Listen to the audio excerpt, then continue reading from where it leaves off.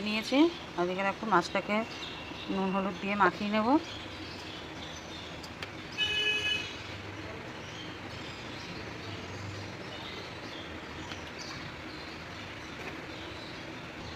মাছের নুন হলুদটা মাখানো হয়ে গেছে। এবার এদিকে তেলটা বসিয়ে দিয়েছি, সাদা তেল। এবার আলু ফুলকপিটা ভেজে নেব। এদিকে ফুলকপিটা ভাজা হোক, ততক্ষণ এদিকে একটা মশলা তৈরি করে নেব। দেখো তার জন্য কটা পাকা লঙ্কা, আদা আর জিরা এগুলো আমি পেস্ট করে নেব। ফুলকপিটা সব তুলে নিয়েছি। এবার এই গরম তেলেই আমি আলুগুলো ছেড়ে দেবো। দেখো আলুগুলো ভাজা হয়ে গেছে লাল লাল করে। এবার এক এক করে আমি সব তুলে নেব। তুলে নিয়ে এই তেলেই আবার মাছ ছেড়ে দেবো। আলুগুলো সব তুলে নিয়েছি। এবার এক এক করে মাছগুলো ছেড়ে দেবো।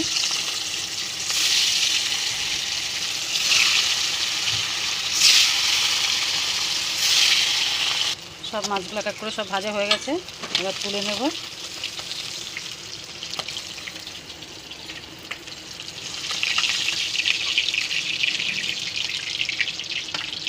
এবার একই গরম তেলে আমি ফোড়নে দিয়ে দেবো জিরে, তেজপাতা আর একটা শুকনো লঙ্কা।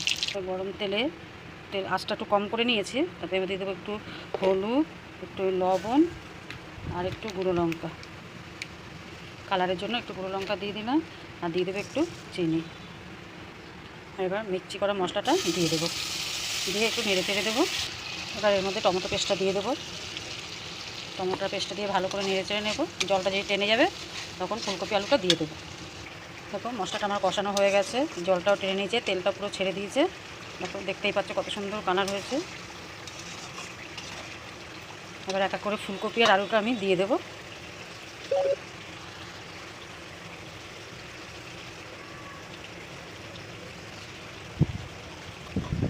দিয়ে এবার ভালো করে নেড়ে চেড়ে নেব। ফুলকপি আলু দিয়ে ভালো করে নাড়াচাড়া দিয়ে নিয়েছি। ফুলকপি আলু পুরো মশলা মাখা মাখা হয়ে গেছে। এবার আমি জল দিয়ে দেবো। জল দিয়ে ভালো করে নেড়ে চেড়ে ঢেকে রেখে দেবো।